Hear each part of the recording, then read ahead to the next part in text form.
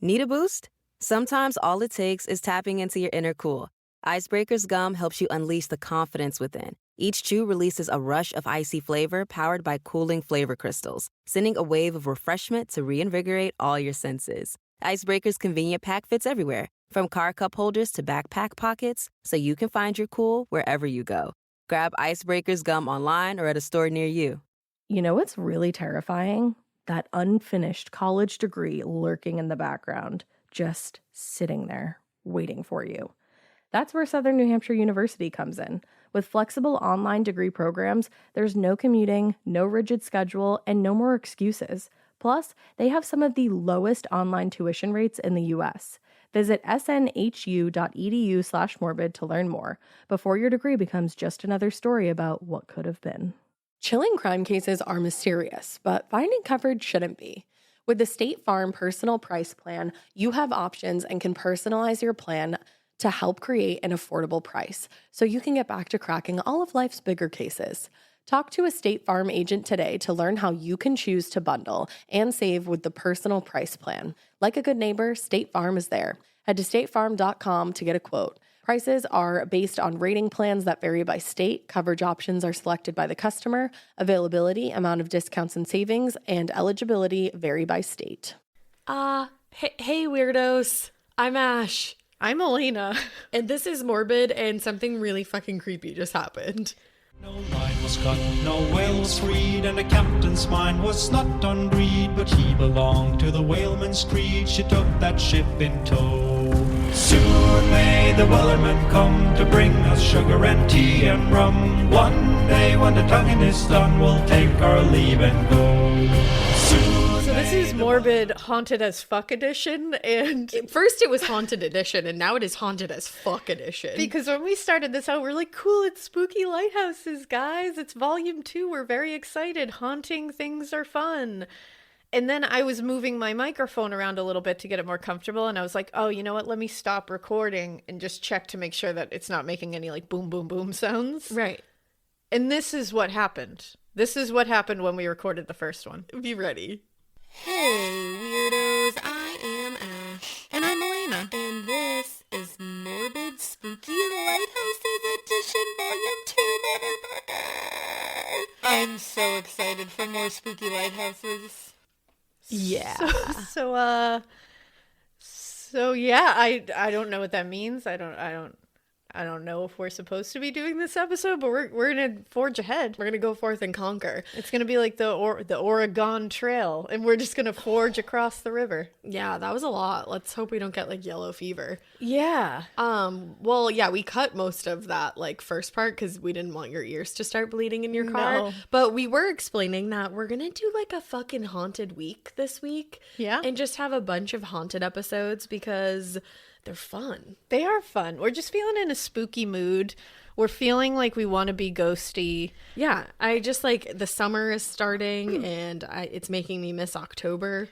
Yeah, and you know, I feel like every haunted place obviously has to do with some tragedy or death or murder of some kind that happens with it. So it's very interlocked with true crime. At least we're going to find ones that are. And I feel like, you know, sometimes we just need a week of spooky true crime instead of just like straight up true crime. Yeah, and that's why we named it Morbid, because it's all encompassing. It's morbid, man. And you know what? If you have ghosts, you have everything. So We're just not going to explain that further because if you know, you know. and if you don't, you don't. But go listen to Ghost. That gives it away. That's how you know. You know, I just love you guys. And you'll have I want you to everything. be right. So I'm giving you this. All right. Well, let's start. Yeah, let's get into spooky lighthouses because I'm ready. Okay, so we each picked, you have one, right? Like one massive one? Yeah, I have one that was just too much. Too much. That's shocking. That's so crazy. Yeah. So yeah, Alaina has one super like haunted lighthouse and I have two. And just to start this whole thing off, we thought it would be fun to start with a listener tale from a lighthouse that we did in volume 1. Exactly. So I'm not sure if I can say this person's name. They'll probably tell me while I'm reading it. So it starts off and it says, "My adventures in the St. Simons Lighthouse. Hi, weirdos." I think it's Simon's.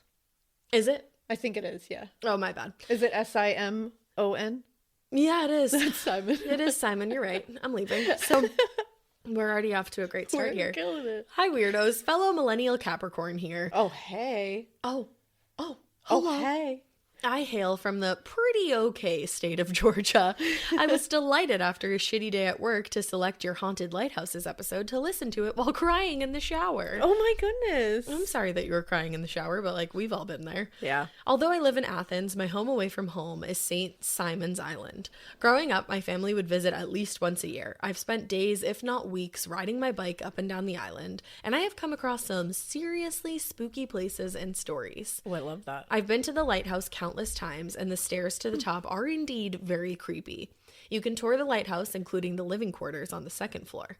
I have attached a photo of a creepy doll that hangs out in the nursery. Ooh. I haven't heard any doggos barking in that lighthouse, but there definitely is a feeling attached to the building. The first floor is a museum. There is a bust of an amazing black woman named Nora August. As a young enslaved woman during the Civil War, she was freed and went on to live her own life. The inscription on that bust reads, quote, Nora August, slave, at age 23 years, purchased from the market St. Augustine Flaw. Oh, that's so weird. Oh, St. Augustine. I didn't even do that on purpose. Oh, that's weird. Super weird. Whoa. April 17th, 1860. Now a free woman. And then it says, Nora August, know her, respect her. Yes. I do. I love it. And also that was weird because the lighthouse that I'm doing is the St. Augustine Lighthouse. Yeah. That's why that was super weird. Strange. Yeah, we were like, that's weird and we're not going to tell you why. We're not going to tell you why. Being very secretive today. Ha ha ha. So here are a few other St. Simon's tales. Igbo Landing. I think that's right. Maybe should we look it up? Igbo? Igbo? I'm going to look it up. I guess it could be Igbo, but I'm feeling like it's Igbo. Landing. Pronunciation. It's like pronouncenames.com. Let's see. Oh, that's British, so it sounds better. She said Igbo. Igbo Landing. Igbo Landing. You can just say it like that. Okay. Igbo Landing. There you go. In May 1803, the Igbo, people of Nigeria, were stolen as captives and arrived in Savannah, Georgia to enter the slave trade. These enslaved people were chained and packed under the deck of a coastal vessel, which would take them to St. Simon's. Before they could land ashore, about 75 Igbo people took control of the ship, drowned their captors, and finally landed the ship in Dunbar Creek. Damn. Following their arrival in the muddy marshes, they turned back to the water. Rather than live as enslaved people, the men died by a mass suicide, supposedly still in their chains. According to blackpast.org, about a dozen bodies were uncovered, and the rest were lost to history and legend. Wow. That is wild. heavy.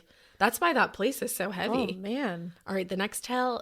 No, there's one of those souls coming out. They're always lurking. Mary DeWanda. As with most islands, there is a legend of a love story that ended in tragedy on St. Simon's. Hundreds of years ago, a woman named Mary lost her betrothed to a violent storm.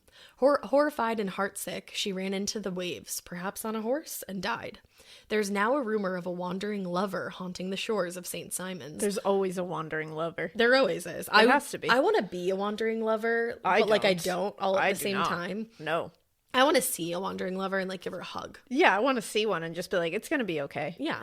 But I don't want to be one. Here's Tinder. Start swiping. There you go. Here, and we're like, actually, it won't be okay. It will not be okay. So I was like, what are you trying to do to this poor person? I'm just making her more lost. Looking for her lost beau who drowned at sea. Known as Mary DeWanda or Mary the Wanderer, she can be seen in the evenings walking up and down the beach with a lantern. Always with a lantern.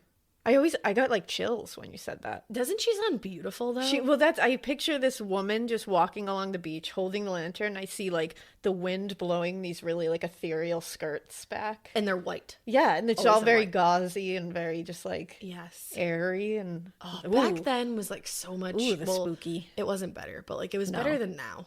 It was like prettier at times. Yeah, it was more aesthetic. That's all it was. It was aesthetic. It was.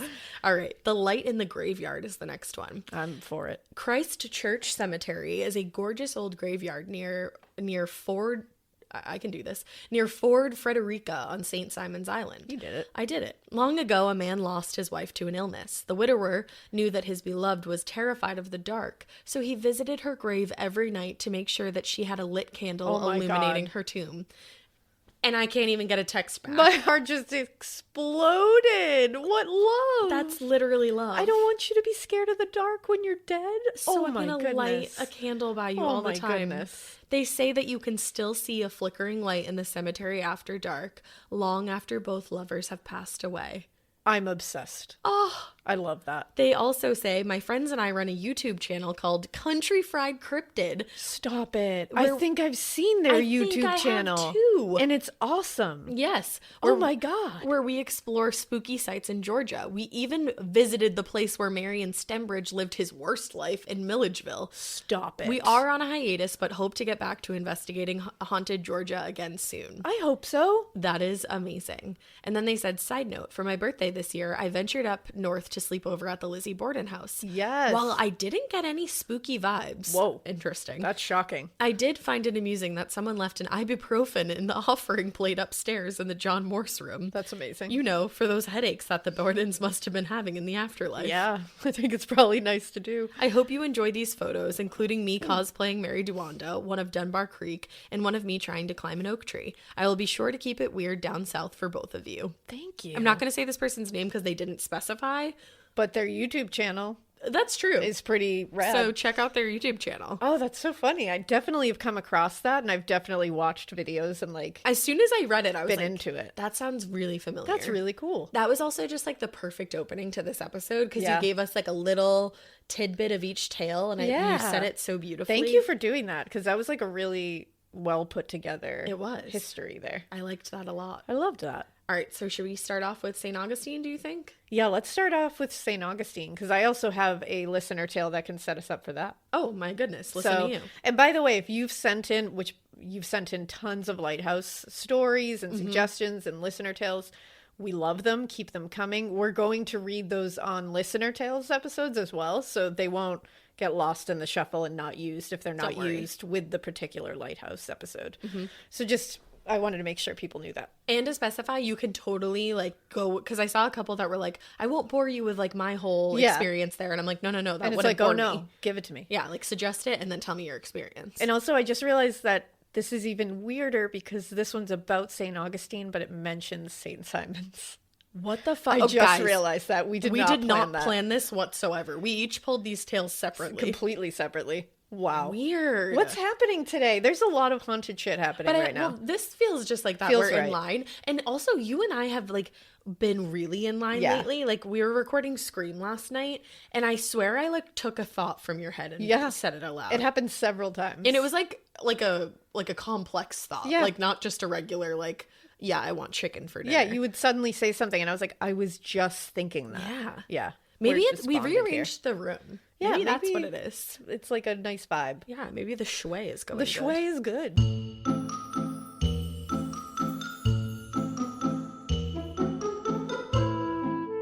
Unlike other programs, Noom Weight uses a psychology-based approach to help people better understand their relationship with food.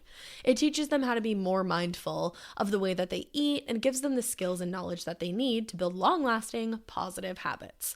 Guys, personally, my experience in the past is always being so overwhelmed when I start the process of like getting back on my health grind. Not only is it super intimidating heading back into the gym and familiarizing yourself with all the equipment and like every person that you ever went to high school with, but the wellness industry is throwing things at you left and right between all the different supplements and like what feels like really strict rules around eating healthy. That is exactly why I love Noom.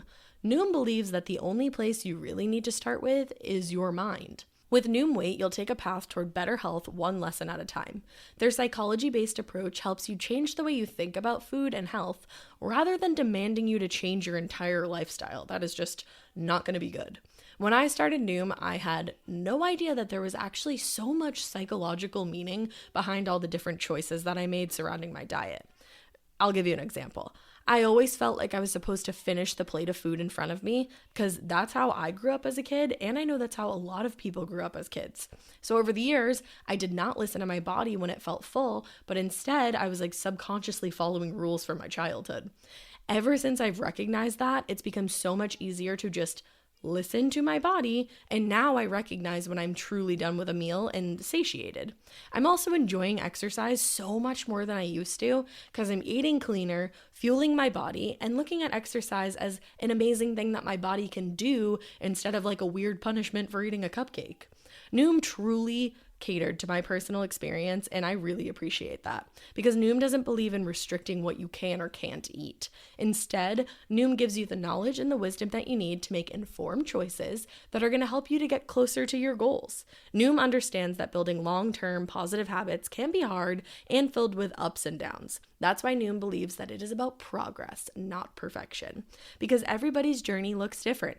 Start building better habits today. Sign up for your trial at noom.com/morbid. That's NOOM.com/morbid to sign up for your free trial. Noom.com/morbid. So let's start, shall we? Well, hello there, spooky gals. My name is Leanna. I hope I'm saying that right. It's Leanna. Let me see. Leanna. Yeah, Leanna. Right? Leanna. Hi. Feel free to use my name on the off chance this tale graces your eyeballs and magically finds itself in a future episode. That time is now. Or the on chance. I was so excited about your new Haunted Lighthouse series. I'm so glad you guys were excited about that because I love these. Your girl loves a good haunting, and I have a personal experience with lighthouse ghosts. My BFF and fellow weirdo sent me the first lighthouse episode. Shout out to my girl Deanna. Deanna and Leanna. I love that. Because we were actually planning a trip to St. Simon's Island later this summer. Weird. I immediately started looking into lighthouse tours. I'm a veterinary nurse. Oh, I love you. You're an angel, you mean? Yeah, and would love for the chance to see the ghost of Bull the dog. Now on to my own personal haunted lighthouse experience. Feel free to edit as needed if you feel the need to condense down to the juicy parts of the lighthouse episode. I will not do that. Nay.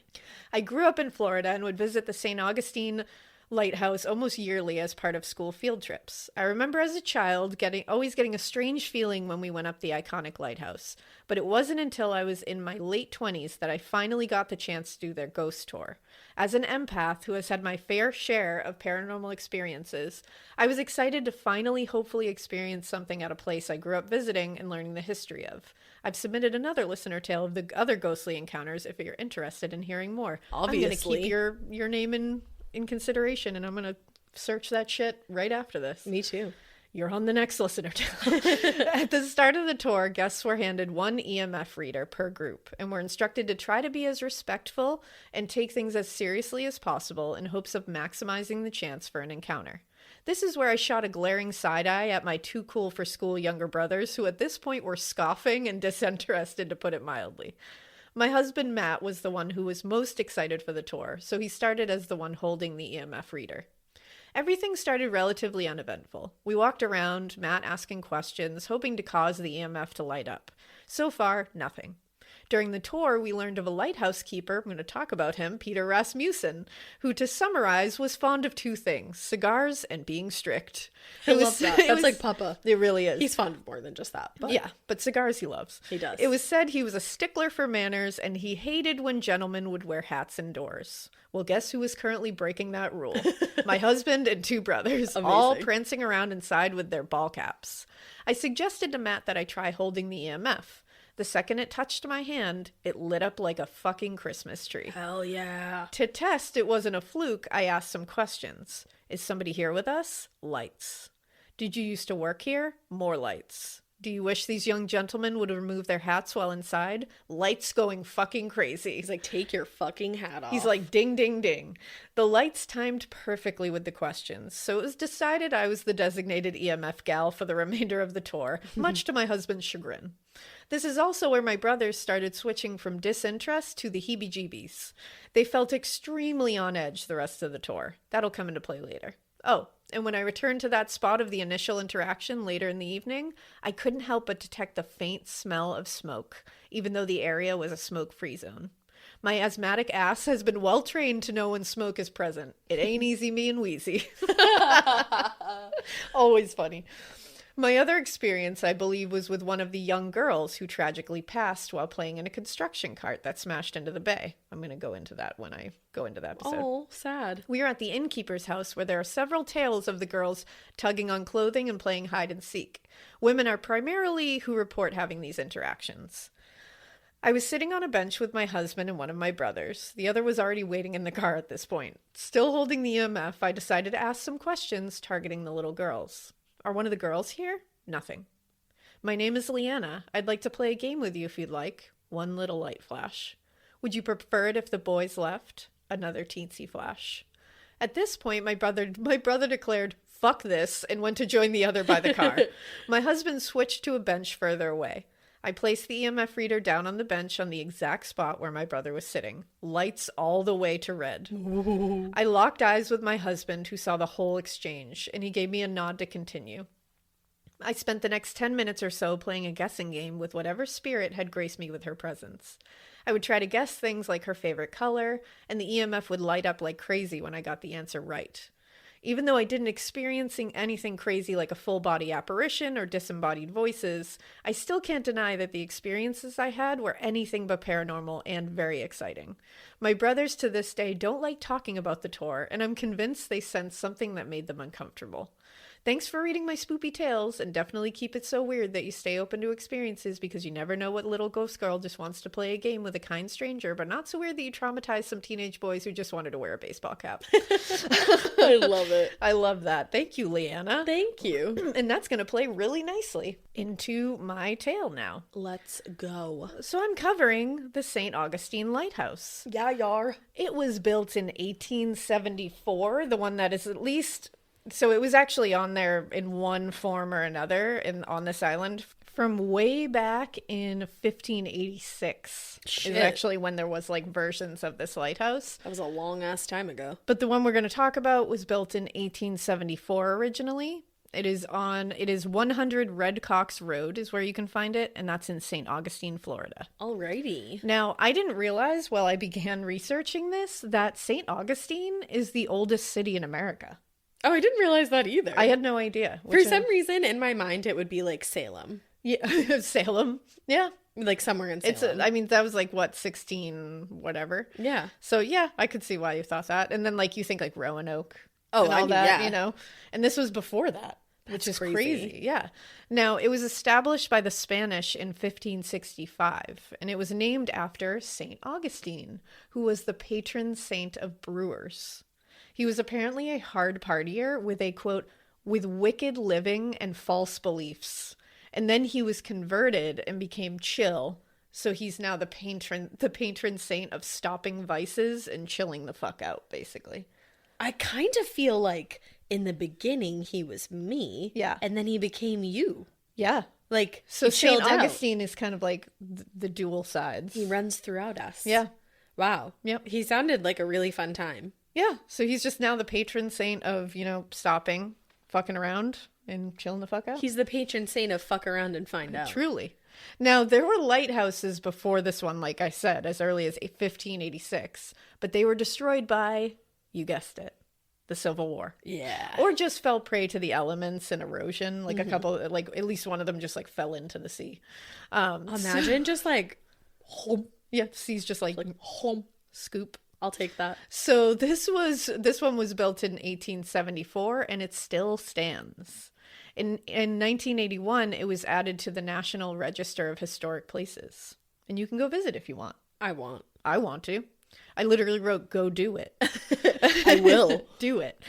It had keepers, like actual lighthouse keepers, until about 1955, when they were able to use the wonder of technology to make the light automated. I feel like every lighthouse that I read about at some point or another became automated. Oh, yeah. And it was usually around like the 50s or 60s. And it kind of takes away the spooky greatness of a lighthouse to me, which is like a bummer. Like, it needs a keeper. Get the electricity out of there. I need a keeper. Right. Just light the flame. I digress.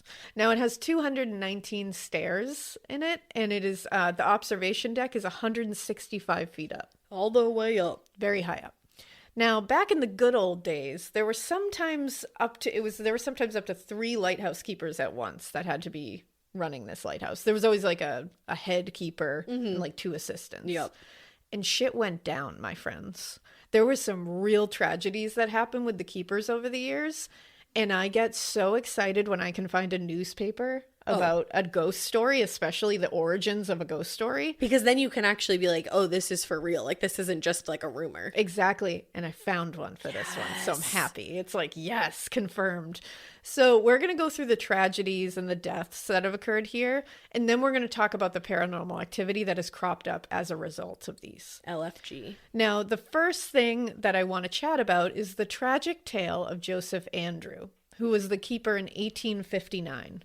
He was 60 years old, and he was known as a kind and respectful man. Hell yeah. He was doing his thing, in fact, called a very worthy keeper and a very worthy man by the Charleston Daily Courier. Okay. And at the time of his death, he was whitewashing the siding of the lighthouse.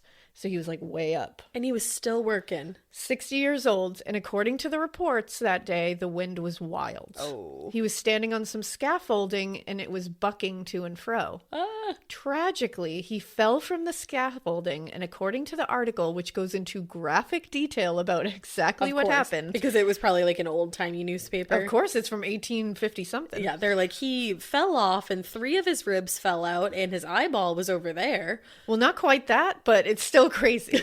It said, quote, he first struck the roof of the oil room 30 feet down, whence he glanced off and struck the stone wall which encloses the lighthouse, and thence to the ground, a stone pavement. Oof. It said it was about a 60-foot fall from where he went, and he died almost instantly. But neighbors heard his screams that day from very far away. Oh, that stresses me out. Yeah. Now, a very interesting and cool thing did come from this tragedy. So there is something good that came out of this a little bit. Joseph's wife, Maria, was obviously devastated by the tragic loss of her husband. And so according to reports, she said she went to the top of the lighthouse afterwards, all the way 165 feet up. And in her grief, she just walked out onto that observation deck in her nightgown, and she just said into the whatever, "What do I do?"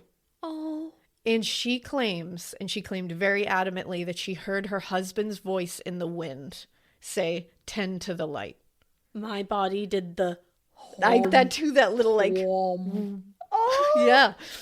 And he said, love- "Tend to the light." Love, you're going to make me fucking cry out here today. And she crying in the club is what you're going to do. Crying in the... Alaina loves when I love say when that. you say that. But yeah, he said, "Tend to the light." So she knew exactly what she had to do. Oh, she And was with sitting that- alone in VIP. I don't know what that means, but yes. Oh my goodness. Absolutely. Candy Muse. Oh, yeah, absolutely. And she said, so she knew exactly what she had to do here. And she got the entire community to back her. They all came together for her. And she became the first female lighthouse keeper in Florida history, being paid equally as the men in the job, and became the first Hispanic American in the United States Lighthouse Service. Hell to the motherfucking yeah. Isn't that amazing to come out of that tragedy? She went up there and her husband said, "Take care of the light." And she said, "I will." I will one up that. I will do even more. She said, "I will become the first woman ever to Yeah. do all the things." Isn't she amazing? So she like did the damn thing. Hell And yes. the community was totally behind her, Amazing. which is just really cool. wow, I love this. And I feel like it's going to get so sad and creepy. It gets really sad, but no one is like evil in this. Yeah. Like everyone, and we'll get to it at the end, but like people who go to see this place, there's definitely some heaviness because there's a lot of tragedy. Of course. But nothing feels unwelcoming or angry, people say. All right. Nothing feels like malignant. you yeah. know? Well, because it seems like, I mean, obviously we're at the beginning, but the 2 people, or the 1 person who has passed away seemed like a great guy. Well, and everybody who ran this place seemed like they loved it. Right. And then the people who take care of it now really love it. So I feel happy. like there's just a lot of like care put into this place. That's the thing. And I think it comes out. The energy you put into your It's true. house or the place you live is the energy you get back. Exactly. Now, next we have William Harn. He became head lighthouse keeper after all of that. Now, he had a lot of military service, and then he moved to Charleston, actually, where he worked on a lightship before becoming head keeper of the St. Augustine Lighthouse in 1864. So he was right after Maria's turn as head lighthouse keeper. He moved there with his wife, Kate, and their 5 daughters, Ruby, Molly, Catherine, Charlotte, and Ida. Eventually, they would have a 6th daughter named Grace, adorable, So he's Very got cute names. Ruby, Molly, Catherine, Charlotte, Ida, and Grace. I love. And it autocorrected to Grave. And I was And like, the youngest I was about to be named like, Graves. so metal. But no. He was the head keeper of this lighthouse for 14 years. Dang. Tragically, though, he suffered from tuberculosis. And in 1889, he passed away from it. And he passed away in the actual keeper's home on the property. So during his illness, his wife Kate took over everything. She ran the lighthouse. There's a lot of bad bitches in this. Bad bitches aplenty. Yeah, this is like a real, like, the women are just taking over. And it seems like it's like all equal and awesome, which is cool. She helped with the keeper duties while raising the children and also taking care of William. There was like 86 kids. Yeah. After his death, the community rallied right around her too, and they signed a petition to have her appointed as the lighthouse keeper. Dude, do you feel like that was like Maria and like... I feel like Maria was pushing that a little Yes. bit. And she was actually given the second keeper position, and another keeper was moved into the head position, but she was Lame. still second keeper. Lame of them to not give her the head keeper position. Well, and still really cool that the community rallied around her like they did. Like, Yeah. that's really cool. So we have him who died in the house, and then we have like another cool like boss story. yeah, boss bitch. But then September 24th, 1894, the next head keeper had moved into his spot. That guy was Joseph Rantia. His wife ended up dying in the keeper's home. Now of an we got illness. two. Yeah.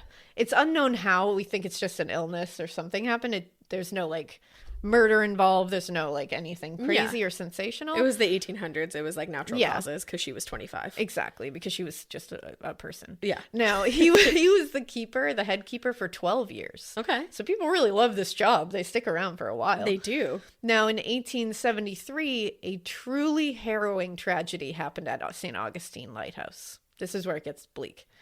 During this time, there was a massive amount of construction being done on the lighthouse. They were renovating some of it. A man named Hezekiah Pitty lived on the grounds of the lighthouse and took the job as superintendent of lighthouse construction. He and his wife Mary had 5 children, 4 daughters and 1 son. In order to make things move smoother, a system was created for construction. The workers used a railway cart to bring the supplies to and from wherever they needed to go. This cart ran a path from the lighthouse construction site all the way down to the water where the ships carrying all the supplies would come in. The cart would travel down this path. It would be stopped by one single piece of wood that acted like a makeshift gate to keep the cart from flying into the water when it was on the path. Right. And it worked because this cart was going down to the water empty at all times. Yeah. And then returning the other way full. But that wasn't always the case. Oh. You see, kids in the area like to use this as a ride. Yeah, what the hell Not else a were lot they gonna else do to back do. then? They would hop in this nice, this once it was empty, they would hop in at the construction site and would ride it down the path to the water, only to be stopped by that all-important wooden board at the end. Uh-huh. They loved it, seemed like innocent fun to the adults because 1800s. Right. Now, on July 10th, 1873, 15-year-old Mary Pitty, 13-year-old Eliza Pitty, and 4-year-old Carrie Pitty were in the cart with a friend who is never named, but is said to have been about 10 years old, and they believe that she might have been the daughter of a worker, one of the construction workers. They took the ride down without knowing the wooden makeshift gate was lifted from the last supply trip. Oh, no. And had just never been placed back down. So the cart flew directly into the water, and it flipped over on top of the girls and basically pinned them underwater. Oh, my God. A worker named Dan Session, a construction worker, saw this, ran as fast as he could and to save them. I mean, he like lifted that cart up. He pulled them out himself, like hero status, with his bare hands. But 3 of the 4 girls had drowned by the time he had grabbed them. Only 4-year-old Carrie lived. Oh, wow. Yeah, the other 3 had died. Now, the entire project was stopped. The entire town of St. Augustine completely shut down for the memorials and funerals. Oh. So sad. And so that is a huge tragedy that occurred on this land. And right outside of the lighthouse has direct Like ties. right in the water. So we're going to keep all these tragedies in mind, and then we're going to connect them back to some paranormal shit. Okay. But then, in 1901, a man named Peter Rasmussen took over. That's who the listener tale Leanna was talking about. Cigars and manners. Yep, took over as the head lighthouse keeper, and he is actually the longest running keeper. He did it for 23 years. Wow. I told you, people love this job. They do. Now, like we said, Peter also, aside from loving cigars and loving to be like hate tourists and like being very strict, Yeah. he loved good fancy shit. He loved smoking the best cigars, but he was super cranky. Now, visitors and staff, I don't think he was like a bad guy. I think he was just a strict guy. Have you ever seen the movie Grumpy Old Men? Yeah, he's just a grumpy guy. They're all like that. Now, visitors and staff will distinctly smell cigar smoke when they go into the lighthouse keeper's home and grounds. Like Leanna said, she smelled smoke, and it ain't easy being wheezy. She knows smoke. She's asthmatic, so she could smell it. And that is something that all the staff say they smell all the time. Very distinct cigar smoke. Oh man, the guys in our family love to have a cigar when they're together, and the freaking odor that they come back inside with. It's very distinct too. It is. That's, some cigar smoke. It's like a musky. Yeah. It's just like very, it. Yeah. They also, people will see a man in a suit in the basement of the keeper's home walking around and causing people to feel anxious. Oh. And they believe it looks like Rasmussen, and it kind of makes sense that he would make people feel anxious because he's very strict. And they're like, I'm underdressed. And like Leanna said, he did not like when people wore hats indoors. Gentlemen, don't wear your hats. So And I think ladies too. He just has a vibe that's like, don't fuck up around me. I mean, I feel like I would strive to impress him. Yeah, I would. You know what I mean? Like, I feel like I could make him my good old buddy. Yeah, I think I would. I think you would too.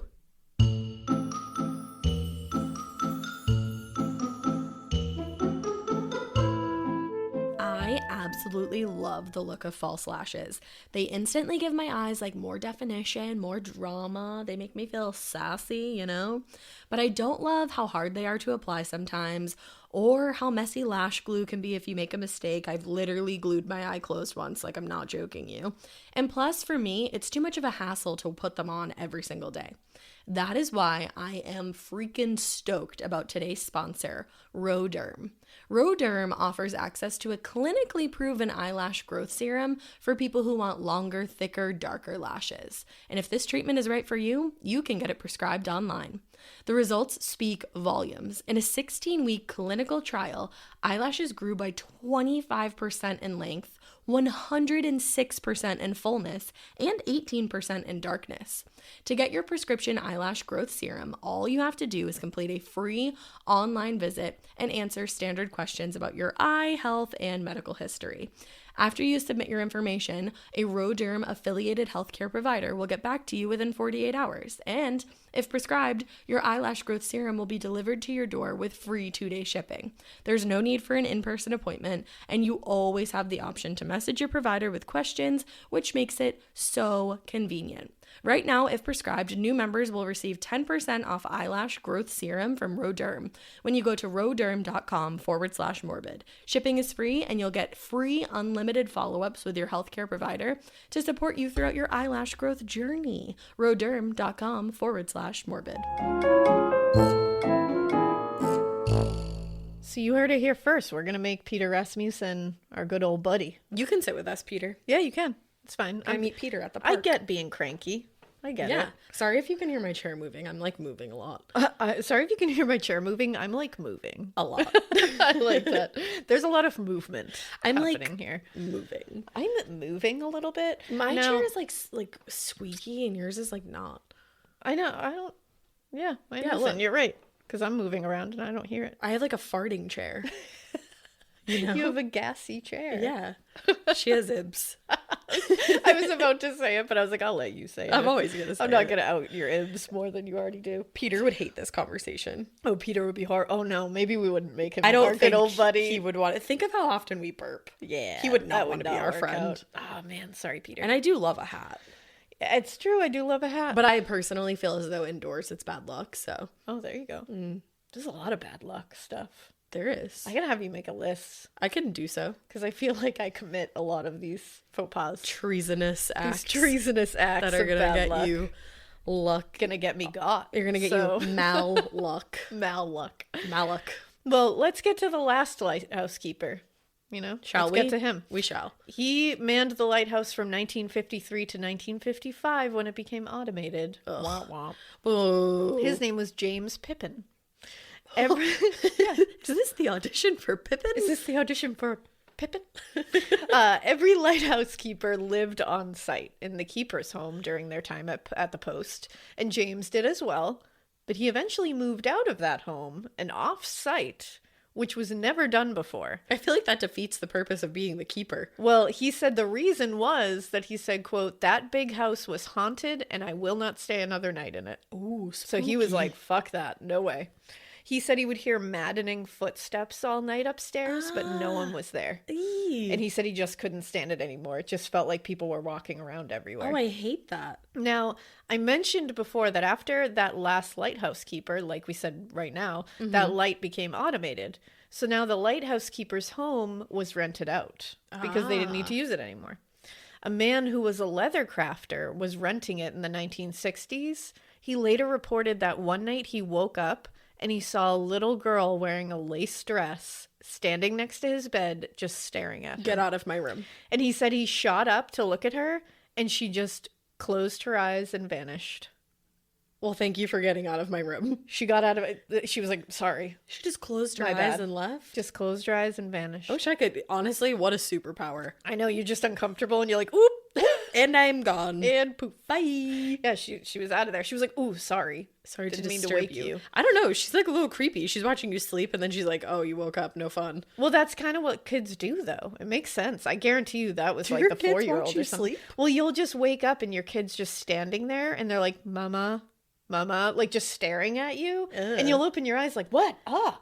And they just Yeah. like, yeah, they're That's weird. actually true. Your kid slept at my house not that long ago and I woke up to one of them just at the foot of my bed, like needing something. And I Yeah. was like, what the fuck? What the fuck? And I was like, whoa. That's what kids do. They freak you out in the middle of the night. They do. So I believe it. Now, there's a ton of activity in the basement of the keeper's home. And up to this day and since 1955, people have reported it. And there are stories that a man may have hanged himself down there. That's the only like real like, like, you know what I mean? But I didn't find any newspaper articles about this. But again, it could have been a long time ago and some of that stuff just wasn't reported. Yeah. So, but it is a story that is often told and the reason why there's a lot of activity down there. They also think that maybe the kids like to play down there. And that's why there's a lot of activity with the kids. Like they're too down still there. playing in the afterlife. Yeah. And we'll get to that because they definitely are still playing in the afterlife. Awesome. Now, in the living room / sitting room area, staff will often hear an older man coughing in the evenings when the place is completely empty. That would drive you insane. It would make me crazy. Alaina fucking hates the sound of a cough. Oh, coughing and loud sneezes, Slurps. slurps, sniffs. I have like a real issue with sound. You have so misophonia. I really do, because it would make me absolutely batty. No, I could not handle it. Now that we've said, you know, when you're like talking about something, I'm like, I need to cough I know. now. I'm like, I have to clear my throat now. Let me clear There we go. my throat. Now, they think this might be William Harn, who died of tuberculosis in the home. It makes sense. It reads. It does. It really does. Because, I mean, consumption it leads you to cough a lot and cough up blood and awful things. gross, and he horrible. would spend a lot of time in the sitting room being taken care of, and when he was like ailing. So it kind of makes sense. I hate that he's still sick in the afterlife. I know, it's kind of a bummer that you just like perpetually cough. Or do you think maybe, I don't know, I don't want to get too theological with it. Oh, get with it. Do you think that like certain parts of your energy like stay somewhere, but other parts of your energy go off? Yeah, like maybe he's off somewhere, but his like coughing is just hanging Yeah. around. Because you will hear these stories. Like I've read a little bit about like people just in a like perpetual loop in Right. the afternoon. Like if somebody fell off a building, they're just perpetually in a loop of falling off that building. Oh, fuck that. And it's like, is the person in a loop of Or falling is, that, like- or is there energy in that loop? Right, and is it all of their energy? Because their energy did plenty Yeah. of other things while they were on this like earthly plane. Yeah, it's like, are they field. really defined by that energy at the end of their life, or are they, because that's the thing that ended their life? Oh god, but then like, oh no, Yeah, I don't because know. then think of people that got like brutally murdered. They just get brutally murdered in the Maybe. afterlife forever. I don't know. That's horrific. I don't know. Because there's all kinds of, I think there's all kinds of different like spiritual like energies and how they present themselves. I Because I've agree. read things about like perpetual loops like that where you'll hear the same thing over and over again. Yeah. But it's very complicated. Well, and then is that like somebody in like a perpetual loop, or did they have unfinished business and that's why they're in that loop? Does it need to be broken somehow? Who knows? Fuck. Do you know how much unfinished business I have like already? I'm like, I can't die yet. You're like, I can't die. I have to finish filing my taxes, you know? I do. Unfinished business. I do need to do that. That deadline is hastingly approaching. It is a lumen. Can you say hastingly? No, you can't. No. I was going to try to give it to you. Hastily. There you go. Hastily. Yeah. Approaching? With haste. All right, I'm leaving. With much haste. I need to learn basic grammatics before I die. You've got it. Unfinished business. We'll get you there. No. People will also see a woman at the top of the observation deck in a long white nightgown with her hair flowing. And they believe this is Joseph Andrews' wife, Maria. Oh, still manning that light, asking him what she should do. We're going. I need to meet the fucking legend that is Maria. I need to meet Maria. I would just say to her, you bad bitch. Yeah. And then I would explain, that's a good thing these days. Yeah, that is a good thing. Now, like, let me preface this by saying what I'm about to say is the highest form of compliment one can bestow upon thee. Yeah, and then say, you bad bitch. You bad bitch. You are totally Rufus. You are Rufus. Spread it around like wildfire. So a guest who went there, because you can still go there. You can take these tours. I'll link it because it seems like a really cool place to go. The people who run it seem like they really care about it, and they run a really cool place there. So I want everybody to give them as much business as they can if they can. Now, a guest was walking up the staircase, like ready to start a tour, and suddenly they like almost tripped. And they were like, oh, what the fuck? And they looked down and their shoelace was tied to the railing. Oh my God. And they were like, and they clearly didn't do that There themselves. was no explanation for it. No one on the tour could account for how it happened. There were other people on the tour that were like, I didn't see anybody do that. Do you think it was like one of the little kids? And they think it might have been one of the little kids, because that's a very much a little kid thing to do, to be like, yeah, I'm too naive and young to know that you could fall to your death by me doing this. Or like, plot twist. Was that person wearing a hat? Maybe. Was it Peter Rasmussen? Peter being said, like, you're going to learn a lesson today. You are going to learn today. I don't know.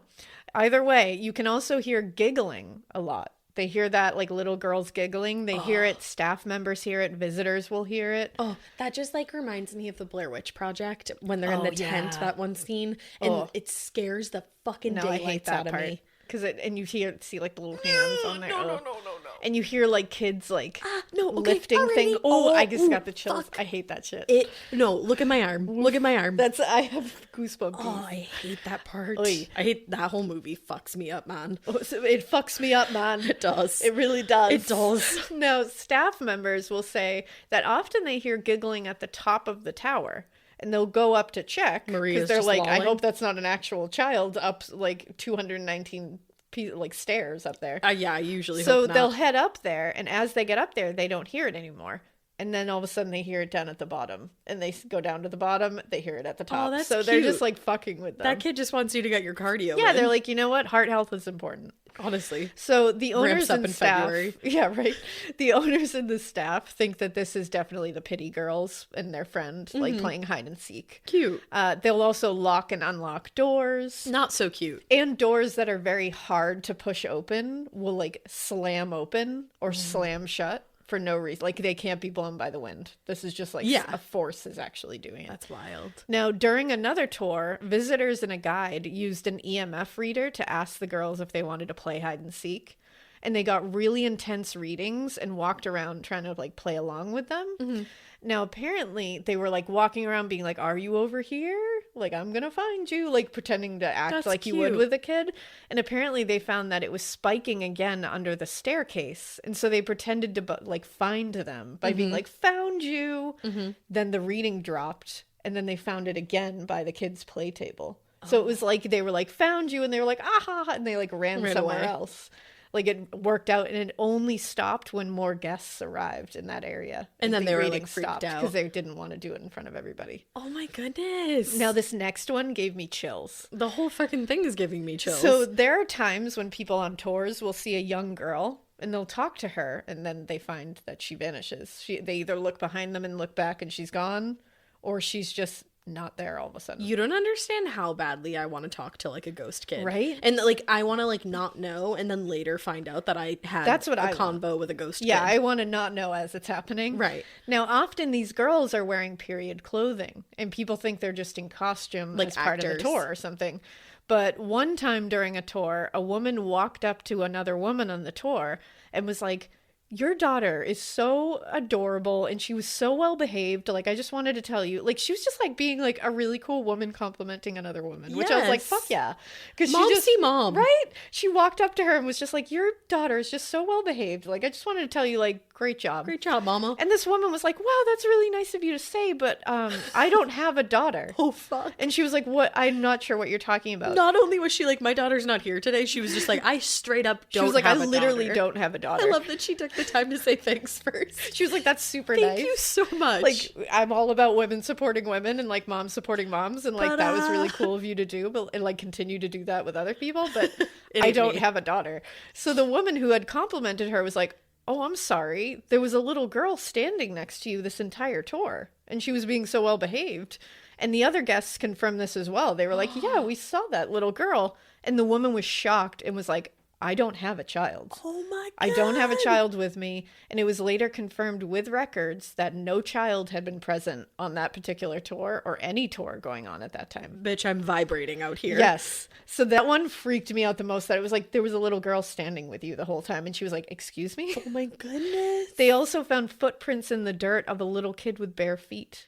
Fucking But adorable. no children were on the grounds, and the footprints just vanished into the keeper's house. That's so cute. Yeah. I feel like a lot of people would not have that reaction to that statement, No, but it I really think that's is adorable. cute. Like a little barefooted ghost kid Yes. just being like, doo doo doo. Like, I'm just gonna go in for a snack. Just gonna play some hide and seek. Cutie I'm gonna hang little- out on this tour and see what they say about me. I Like this, like know. I'm just gonna see how this goes. They're probably like, why are these people dressed like so shittily? so weird. Like, they look Like, what the horrible. fuck?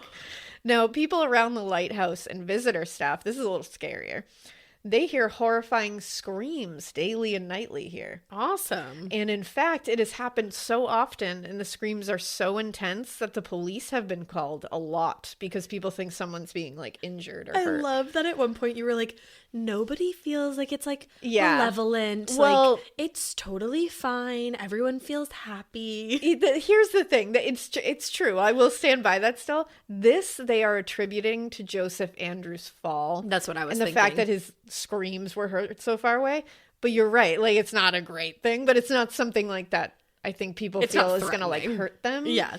But it's just like sad That's- more than anything. yeah. Is that like you hear this like painful scream all the time? Right, because you're like, is that just happening? Like, Yeah, we were you're just not saying. You're not just gonna like let it go. No, like don't- they would have don't us do believe that. happened in the Kitty Genovese case. Even They though would it just, didn't. even though it didn't.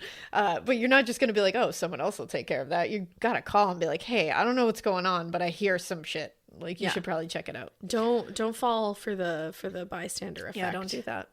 But Shane and Ryan from BuzzFeed Unsolved came here in mean 2019. Our like counterparts. Our, like, counterparts. It's a great episode. Yeah, you were showing me clips. It's really good. And Ryan was very excited about going into this place, like, as he should be.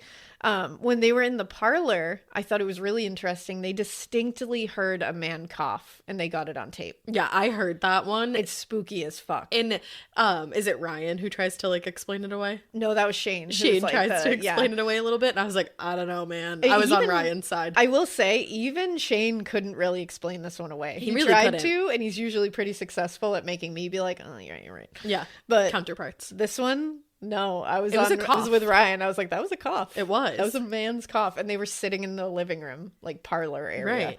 It was crazy. And also, just to leave you on this, they did have a Ghost Hunters episode on this location, also in 2019, actually. And they set up REM pods on each level of the lighthouse. And a REM pod are like little electromagnetic field readers. So anytime like there's an ambient temp change and an energy field disturbance, it will set them off. Like, Oh. you'll hear beeping and like lights. Very cool. And as they went up the spiral staircase, they all started going off together. And they were responding to questions. Oh. And there's also footage of a huge bang coming from the top of the stairs when no one else was in it. A huge bang freaks Yeah. me the fuck out because that used to happen at Ma and Papa's Oh. house like from time to time. Yeah, that's scary to me. It sets my whole body on like A flame. I sporadically combust every time Yeah, it happens. It's really scary. Despite the tons of paranormal activity they found, Grant Wilson, who's like one of the ghost hunter guys, he said he felt safe. He didn't feel any malice from any of it, which makes sense because it's all either, you know, tragic accidents or keepers who just loved that lighthouse and seemed not to want to leave it. And he actually told Kelsey Lloyd, who is the special programs manager at the lighthouse, that he believed it's becoming more and more active each time they visit, because he said it just keeps getting more and more each time they're there. He said that's because he thinks the people who run that lighthouse love the building, they love and appreciate the history, and they love and appreciate and respect the people who called it home for so long. So they said, I think the spirits feel safe here, and they like feel like they comfortable can. to let themselves out. Which is like a really nice thing, because you're like, wow, it's nice that it's being taken care of by people who want to like respect the history and show it. That was like so scary and beautiful. Yeah, and that's the St. Augustine Lighthouse. Much like yourself. Scary, and beautiful. Wow. The ultimate compliment. You're welcome. Thank you. Wow, I really liked that one. Because that one was like very wholesome. It was. It really made me like, I was like, I can't stop, won't stop. And there's also just so much history with it. I was like, wow. I want to go. It made me feel like, not because I felt bad for all these like tragedies that happened there. Yeah. But it also made me feel like, wow, like these keepers really loved this fucking lighthouse. Yeah. Like I was like, damn. I love that. It was just like a nice thought. Mine are not as like wholesome at all. In fact, my first lighthouse is called Execution Rocks Lighthouse. I love that. It's in Long Island. Truly love that. And if you don't say Long Long Island, Island. then you're wrong. Long Island. Long Island. We went through a period the other day where we just couldn't stop saying that. So the Execution Rocks Lighthouse, I'm going to tell you about it. I love it. It is smack dab in the middle of New Rochelle City and Sands Point Village in Long Island. Long Island. Long Island. And it was built in 1849. And this is a fun fact. Designed by a man named Alexander Paris. Does that sound familiar? Yes, it does. He, fun fact, designed Boston's Quincy Market. I knew that sounded familiar. When I was reading it, I was like, Alexander Paris? Why do I know that name? Is he, I wonder if he's related to Reverend Samuel Paris from the Salem. Should Google that. I should. I'm going to look that up, because all of a sudden I was like, wait a second. It's If we're in Boston here. double R. It might be. Oh my gosh, imagine. Alexander I'll wait. Paris. Alexander Hamilton. Samuel Paris. Paris. Are you bros? Are you related? We're just on like see. Ancestry.com. We're going to check. BRB. All right. There is an Alexander Paris that is related to him. Okay. I'll look deeper into this and I'll let you know. Okay, cool. A very interesting question. Yeah. So yeah, Alexander Paris built this lighthouse and built more than just Boston Quincy's Market. He like built a few other things. He built some stuff. He was an architect, Some things and some buildings. They do be building. They do. It wasn't until about like 20 years later that the keeper's house was built right next to the lighthouse itself. And before that, the keeper of the lighthouse would just sleep in the actual lighthouse itself. That's amazing. For me, I feel like that sounds like one of the scariest things ever. 100% it does. And not only because this place is haunted, but because it's literally just in the middle of the ocean on a fucking desolate ass island surrounded by scary rocks named Execution Rocks. Yeah. I also just generally live by the rule that if there's like not a Target nearby, it's not the homestead for me. And I doubt there's a Target nearby. There wasn't. No. I don't think in There wasn't. 1849. No. Probably not. Yeah. I don't know. So you had to be, like it goes without saying, a brave ass human to decide to be the keeper of this lighthouse. And because of the reputation of this area was like so haunted and fucking precarious, it was actually the first case in which the U.S. Lighthouse Board allowed the keeper to take the job without signing a contract. Wow. Yeah. The book Spookiest Lighthouses by Terence Zepke, I think it is, suggested that this was because, quote, the only way to entice applicants was to let them know they could leave whenever they wanted. Oh my God. Like they were like, so we would love for you to stay and take care of this lighthouse, but we do understand that it is desolate and scary as fuck and also a little bit haunted. A little bit haunted. So you don't have to sign the dotted line. Like, so you know what? You leave whenever you want. Yeah. You are not bound here. Yeah. So you're sitting there and you're like, okay, it's haunted, but like, why do they need the option to leave like whenever they want? Yeah, literally in the middle of the night. Because this lighthouse is incredibly haunted.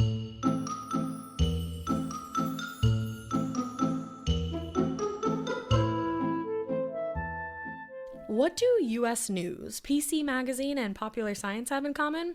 They all ranked Simply Safe Home Security as the best home security of 2021. In fact, US News just named Simply Safe the best home security system of 2022 as well. And Ash Kell also named it the best ever because I'm obsessed with my Simply Safe. In fact, while we were recording this episode, I got this notification that said somebody was at my front door. And I said, who the hell is at my front door? And then it turns out it's just my mail lady and I love her. So I was like, hey girl, thanks for the mail. That's the other thing. You can talk to the people like through your little doorknob video thing. I love it. Simply Safe protects your whole entire home around the clock. Every door, every window, and room. It's backed by the best 24/7 professional monitoring in the business, and they're ready to dispatch police, firefighters, or EMTs to your home. With a comprehensive set of sensors and cameras, including the all-new wireless outdoor security camera, which I personally have and love, you always know what's going on inside and outside of your home.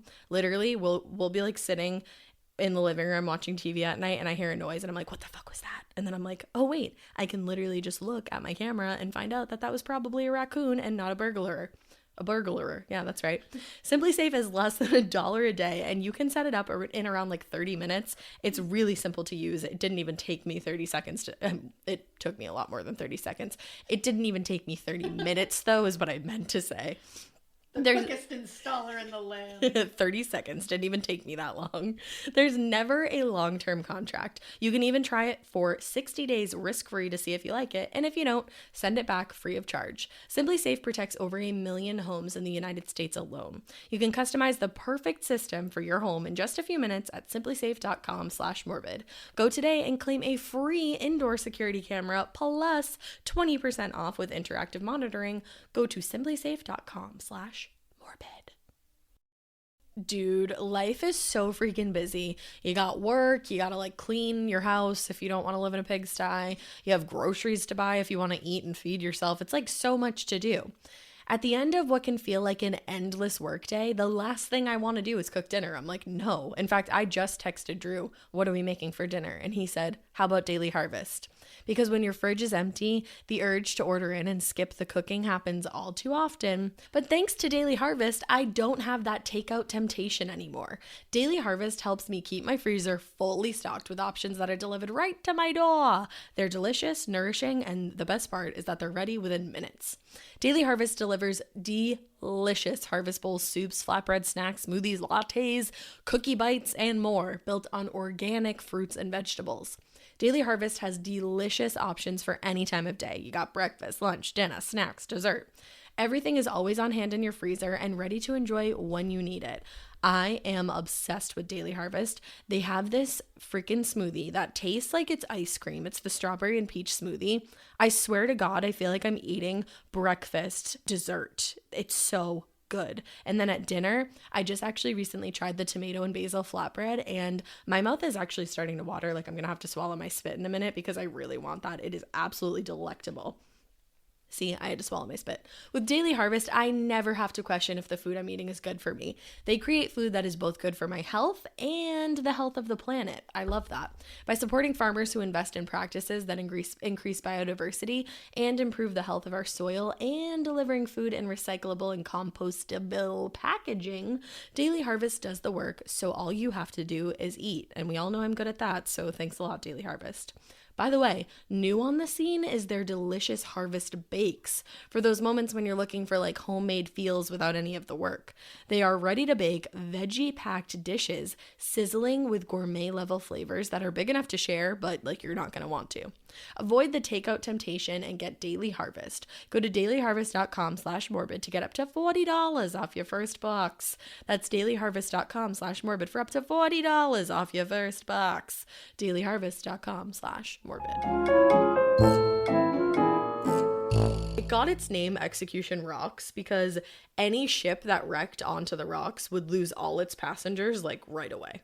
Cool. Because they were just so intense. Like immediately your boat would just be like, goodbye. Just shattered. Goodbye. Goodbye. Ciao. Ta-ta for now. Ta-ta forever. And over the years, people just started saying that everyone on board was executed by the rocks. Oh, that's really creepy, but like really metal. Yeah. both. Yeah. Get you a rock who can do both. Yes, and they did. And they did the damn thing. Oof. I'm also, like, I'm sure some of the hauntings came from the sailors who lost their lives on the rocks. For sure. But sailors were not the only ones who lost their lives on the rocks. Rocks, man. Say rocks again. If these rocks could talk. Rocks.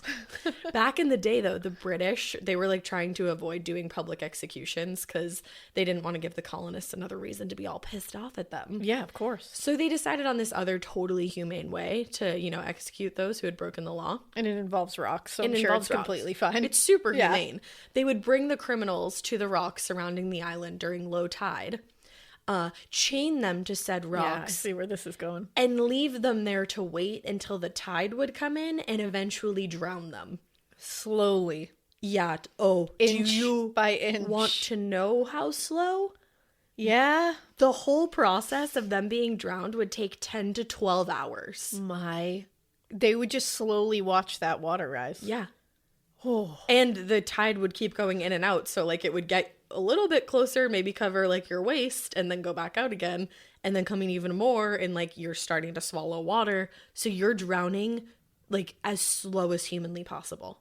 Girlies, that's not humane. Girlies, that ain't That it. is not humane. That is not. You are incorrect. It was torturous. And, like, if the whole process itself wasn't torturous enough, they, like, some people said that they would apparently leave the bodies of the previously executed people there, Oh. just still chained to the rocks, I believe that. in order to just scare the next batch of criminals that would be brought to their final resting place. They're like, this is what you have to look forward to. Yeah. So people who lived nearby would hear the men, like, screaming For from the help? beaches. Oh, God. And it went all hours of the night. And still to this day, people report hearing screams coming from the island in the area of those rocks.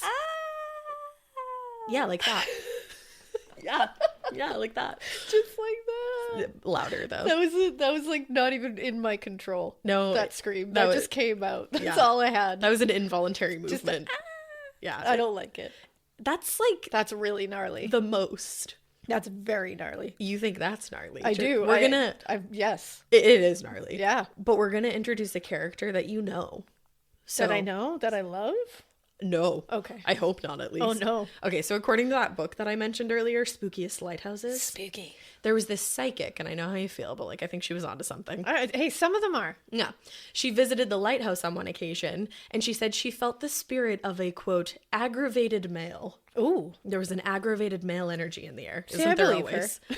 Exactly. Yeah. Like, yeah. You could just say that. You could say that at, like, a Tedeschi's, Yeah, and you're there's- probably yeah, right. there's an aggravated male. Yeah. So looking into the history of the lighthouse and the area surrounding it, a lot of people have come to the conclusion that that man could be someone we've talked about on the show before, one Carl Panzram.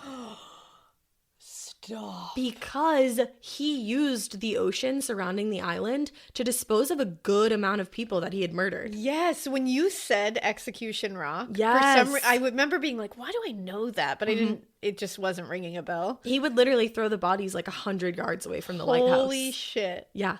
Carl. Freaking Carl. Pan's Ram. Pan's mania. Yeah. Some people, Truly. so some people are like, okay, it could be Carl, definitely. I mean, he was an aggravated male. he was That's an for sure. angry spirit. It's one way to describe him. So they're like, it could be Carl, or it could be one of the people who Carl murdered and then disposed of in the area. Yeah. And interestingly enough, people who stayed at the lighthouse say that they feel pressure on their chests, especially in the living room of the house, I guess.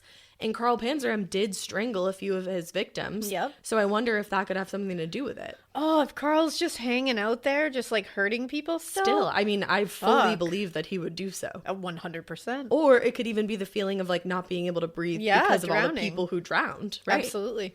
So while the Coast Guard was running and caring for the lighthouse before it became automated. Automated. Boo to automated lights. Yeah, it's like, come on, just I want it to be old We need school. an old wily keeper. We do. That's who we need. So while they were still caring for it, some members of the Coast Guard who spent the night there said that the alarms would go off all the time and they couldn't figure out why, and they could never find a source for it. But there were actually 2 fires that took place in the history of the lighthouse. So I kind of feel like maybe it's the lighthouse itself just trying to keep everybody on their toes. Yeah, it's just like, hey, you awake? Hey, are you up? Be on alert. Hello. Just in case. So if you are like brave enough to spend the night at Execution Rock's Lighthouse, awesome. and you know maybe you want to experience something funky, you can spend the night. Okay. You can spend the night. It doesn't really sound like a very luxurious experience, so like keep that in mind. Keep if you're that someone in like mind me. when booking your stay. Yeah, you have to take I saw some people say that the boat ride was 25 minutes and other people say 45, so obviously it just depends on where you're taking your boat from. Yeah. But you have to be able to like endure that boat ride, be able to climb a ladder onto the island itself because Okay. it's literally like you Like pull- craggy rocks. Yes, like you pull up in your boat and then you have to like reach over to the ladder and steady yourself and damn. climb onto the island. Whoa. Yeah, like no thank you. And then if you want to go into like the lighthouse this way, you can do so. There's a tiny little passageway that connects the lighthouse to the keeper's house. So you can go through there. I want to do that so bad. But I have seen it recommended in literally every source on the lighthouse that you have to wear closed-toe shoes. You have that to makes sense. also be aware that there is no running water. And Okay, I hate that. you also need to be prepared to spend the night on a cot if you are spending the night.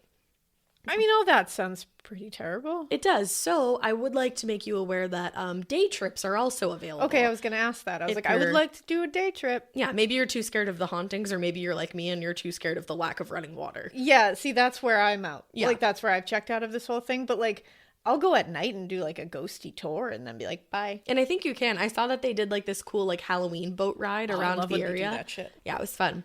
So you can do a day trip, you can do a night trip, you can just do as you please. It's not that far either. But please also be aware that according to visitalltheplaces.com, there are cannibalistic seagulls that live on the island, and there are apparently bird bones all over the place.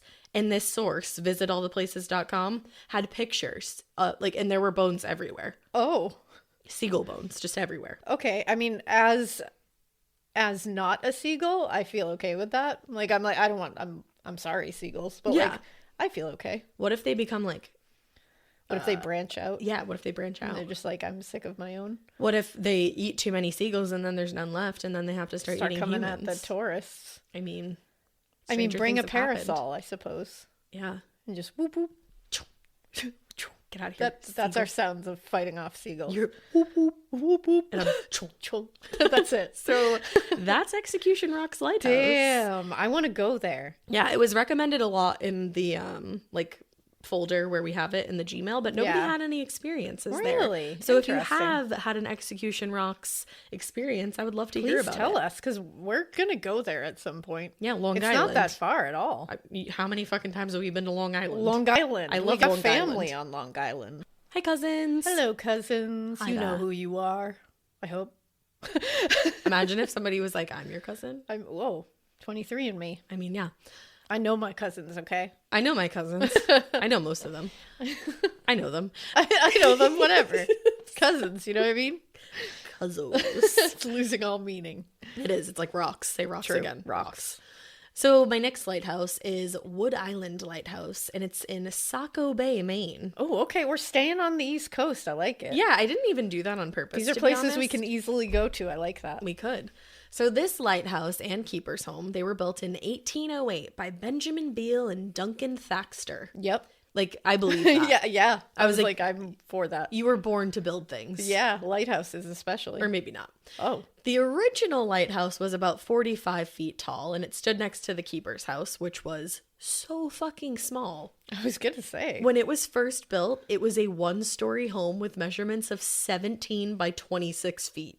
That's tiny. That's like all you people out there that want tiny homes, here you go. That's tiny small. That's tiny, small, close quarters, if you will. Yeah, you gotta be real friendly with whoever you live with. Hopefully you just live solo dolo. Yeah. So the lighthouse itself actually had to be rebuilt multiple times. I feel like a lot of them have to. Yeah, I mean, it makes sense because they're built in like the 1800s and then And next to the sea, which is Yeah. like, that sea is gonna eat that erosion eventually. is a Like, thing. That's how the sea rolls. Yeah, but this one was built like horribly.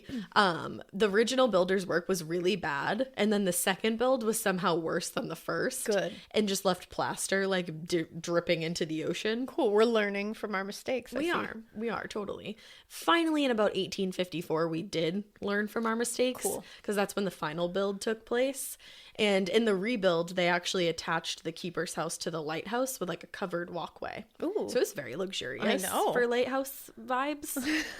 And eventually in the 1900s, a second story was added to the keeper's house. Look at that. We're moving up. I know. Luckily, the builder in 1854 knew what he was doing because it was the last time Wood Island Lighthouse needed to be restructured. Ooh. And today, it's known as the second oldest lighthouse in Maine. Oh, we love to see it. I know. Maybe the next, I don't know if this one is haunted, but it is the oldest in Maine. Portland Head Light. Oh, I've heard that. Yeah. Yeah, so hopefully it's I'm haunted. assuming that's haunted. We'll look into it. Write in if you think it is. Yeah. Have you been there? Yeah, I don't know. So throughout the years, the lighthouse has had more than 200 keepers. Whoa. But one of the most famous keepers, I said famous. It's hard. It's hard. Yeah. One of the most famous keepers The famous. is Thomas Urquhart. Urquhart. And he served as keeper from 1886 to 1905. Wow, look at him. Turn of the century. He started almost 80 years after the lighthouse was originally built, and he moved onto the island with his little dog, Sailor. Yeah, he did. He did. He did. And in 1873, a fog bell tower was built near the lighthouse, and a 1,300-pound bell was placed inside. Damn. Thomas's dog, Sailor, somehow learned to ring the bell for himself.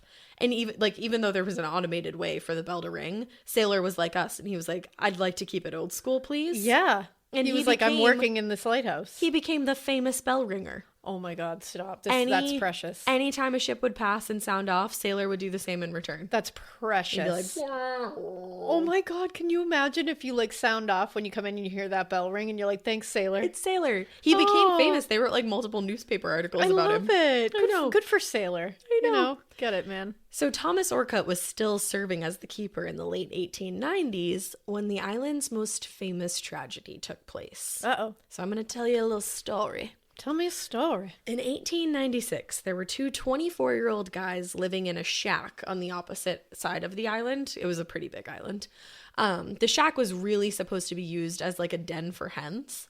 But the man who owned the structure, Frederick Milliken, knew that these two men named Howard Hobbs and William Moses were just like having hard times. So he was like, you know what?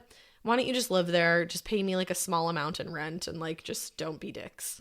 Don't be dicks, all right? Yeah. That's really all I have to And ask. Frederick was like a business kind of guy. He was an officer and also a game warden. And he lived on the island in his own home. Now, his home and the little shack where Hobbs and Moses lived, those were the only two buildings on the island other than the lighthouse and the keeper's house. Mm-hmm. And like I said, they were on opposite sides of the 35-acre island. Oh. So this is fucking huge. Yeah. So on Sunday, May 31st, 1896, William and Howard had spent the day drinking at Old Orchard, which is hilarious because that was going on in 1896 and is still happening today. I was going to say, it doesn't feel different. Like, I've gone drinking at Old Orchard. Little snapshot. I know, weird. Yeah. I'm like, that's crazy. So they got to that point where their drinking was making them act a fool. And at one point, the sheriff in Old Orchard actually detained them. Oh, they were really acting a fool. Oh, they were acting a fool with a capital F. Yeah. So the sheriff detains them and they're like, we're going to put you in the drunk tank if you don't get your shit together. Yeah. Somehow they were able to convince the sheriff that they would like clean their act up. We're fine. But they didn't. No. They spent the night in Old Orchard and spent most of the next day in Old Orchard as well, drinking the day away. Oh, I feel sick just listening to this. I know, honestly. But they probably at that point needed like some hair of the dog. Yeah. So by the late afternoon, they were ready to make their way back home. They hopped in their small boat and they headed toward Wood Island. And when they got back to the island, they ran into their landlord, Frederick Milliken. And they owed him some money. And they're acting a fool. Which is of no interest to Frederick. Yeah, not I'm with interested. Frederick. I'm not interested. So they passed by, and Milliken told Howard Hobbs that he needed to speak with him later on. I think William Moses seemed to be doing all right with his rent, but it was really Howard Hobbs that was like not killing it with the rent game. Yeah, come on, Hobbs. Yeah, it's like, don't keep buying beer. You gotta pay for your hen den. Yeah. Okay? You sure do. So Hobbs and Moses acknowledged Milliken, and they were like, yep, we'll be out in just a minute. Like, we're just gonna go pee, I guess. We're gonna go do those things. Yeah. So first they wanted to drop off their stuff at home, and Hobbs wanted to grab his rifle so that they could do some bird hunting. So Moses knew that Hobbs had been drinking all day, and he was still pretty drunk. So he was like, maybe you should like leave that gun behind because you're like shit-faced. Yeah. And Hobbs was like, I'm fine. Direct quote. It is. Yeah. I took that from a newspaper. Yep. You delivered it beautifully. Thank you so much. You're welcome. I worked on it. I knew you did. I know. I could tell. And Paid off. He took his rifle with him. He did. After his Yeah, of course he did. He wasn't going to leave that rifle. No, he's got to go. He said it. I heard it plain as day. He did. He said, I'm taking this with me. Yeah. And then he said, I'm going to hunt some birds. Yeah. So they walk back over toward Milliken's place, and he notices the gun, and he's like, is that loaded? Because he's like, you're not in any position to be carrying around a loaded gun. He was like, I'm a little asshole." fucking terrified of you right now. Yeah. So Hobbs got within arm's reach as he told Milliken that the gun was not loaded, but Milliken was like, let me see that for myself, and started to grab the gun away from him. And that was not great. He reached forward, and as he did so, Hobbs picked up the gun, and this was a rifle. Yeah. Picked up the gun, does whatever he does with it, and shot Milliken point blank in the chest. Oh no, Hobbs. And Milliken's wife had been standing in the doorway the entire time. No. So she, her son, and William Moses were now witnesses to a crime.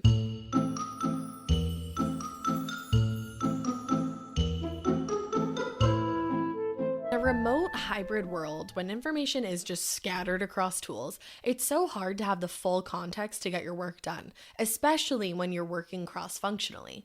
Notion, though, provides a home base for your organization and your team by combining note-taking, document sharing, project management, and wikis into one tool, giving your teams full transparency into each other's projects and everyday workflows.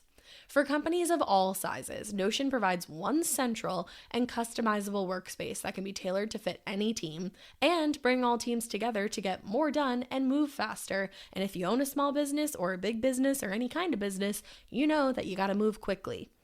What sets Notion apart from all other project management tools is that it not only allows you to be more efficient in your work life, but can seamlessly transition into being a useful tool in your personal life.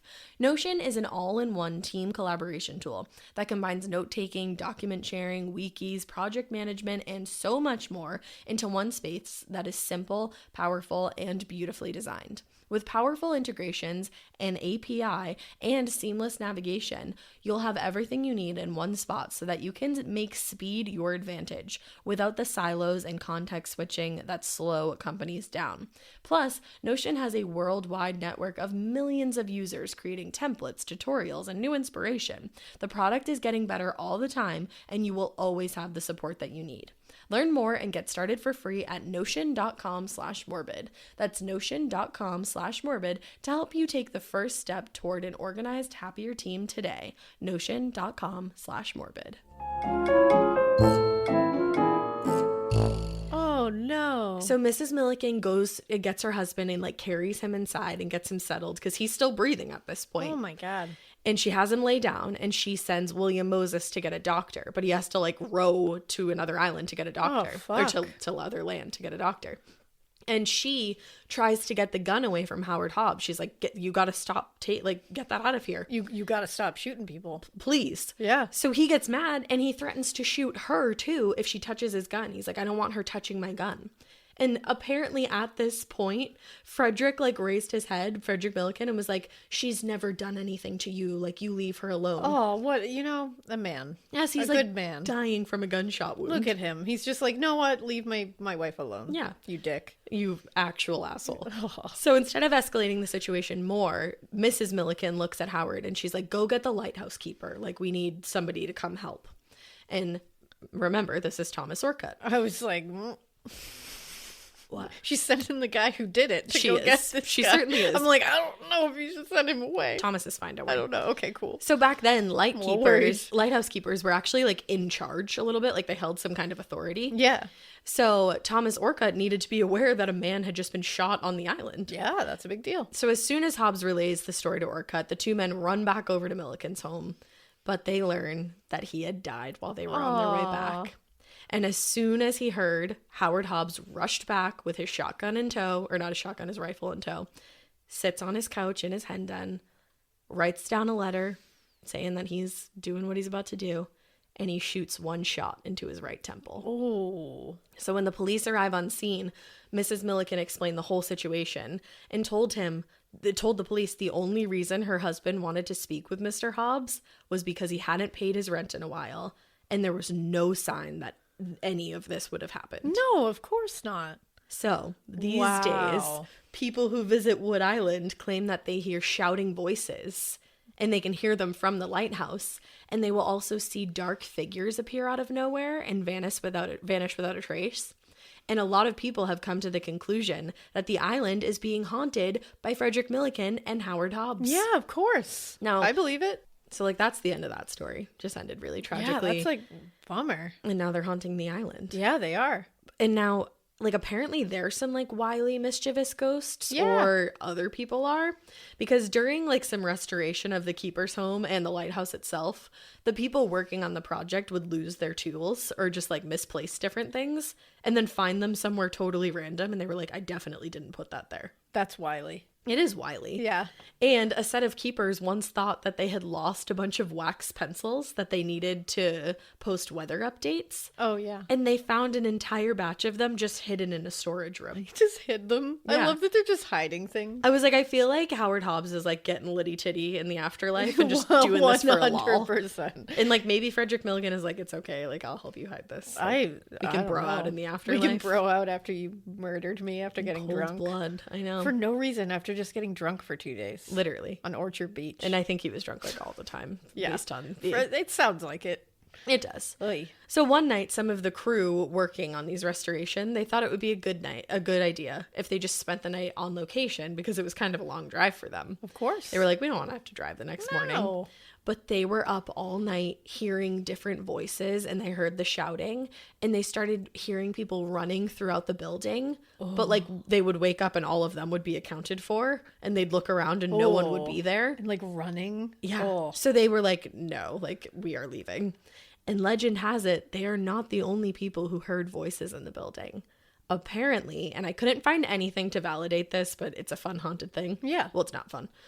But there was once a keeper who was also driven so crazy by all the voices that he was hearing, so he jumped off the roof of the lighthouse to his death.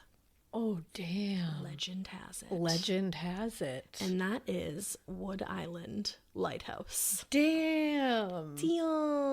Wow, we hit some good lighthouses this We really time. did. And I'm so, like, I was like, there was a couple that I wanted to put on my list, but then this would have been like 400 years long. Exactly. So I'm already ready for the next one. Oh, and now we can just keep going with them because this Exactly. is so much fun. And I would love to open up the next one with a tale about one of the lighthouses we talked about today. Yeah. So if you have been to Wood Island Lighthouse, Execution Rocks Lighthouse, or St. Augustine Lighthouse, let us know about your experience. Yeah, and keep sending any of them in because we also, like we did today, we opened up with one we're doing today and one that we've already done, and it's really cool to have that, like, Yeah, it's fun. interconnected in there.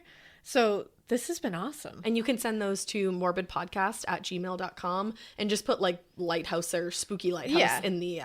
in the subject. I was like, what's that anything called? with just to make sure we know it's a lighthouse thing. Yeah. And then we can pick it out pretty easily, and it's easier just to like organize that way. Yeah. But you guys have been awesome. We're excited to make this a spooky week.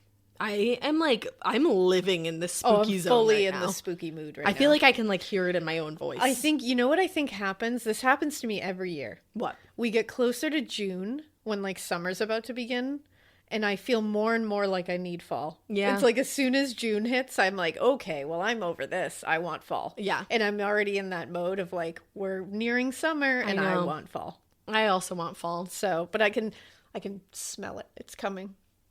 It's, yeah, It's coming. for sure. It's a few months. It's not that far away. I mean, a few months it will be summer, but yeah, It's 4 months till pre-October. that's not bad. That's really not, 4 months is nothing. Ooh, that makes me nervous because then that's only like a year until my wedding. Yeah.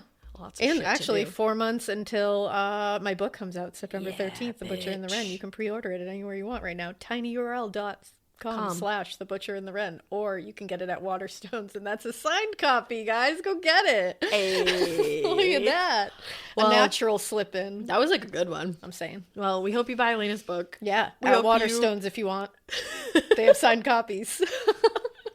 And we hope you keep listening. And we hope you Keep it weird. And definitely keep it so weird that if you write a book someday and you have a podcast, you just talk about it on your podcast so everybody buys it because everybody should buy it because it's a really it's a really great book. tinyurl.com/The Butcher and the Wren. Or go to Waterstones to buy a signed copy. May the wellerman come to bring us sugar and tea and rum. One day when the tonguing is done, we'll take our leave and go.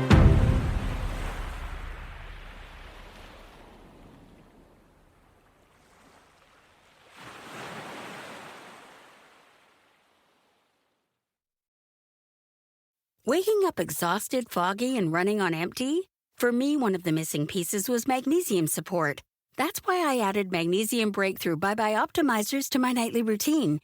It's a powerful all-in-one magnesium complex with 7 forms of magnesium designed to support relaxation, sleep, stress response, and recovery. If you're ready to feel more rested and have a great summer, go to bioptimizers.com/hags and use code HAGS for 15% off any order. I like things my way. My coffee, my schedule, and my treatment. So I talked to my doctor about self-injecting with the Vyvgart Hytrulo pre-filled syringe, which contains efgartigimod alpha and hyaluronidase QVFC. It's injected under your skin, subcutaneously. It means I can inject in my space, on my time. It's my treatment, my way. Visit VyvgartMyWay.com. That's VYVGART myway.com. And talk to your doctor about Vyvgart Hytrulo, brought to you by Argenix.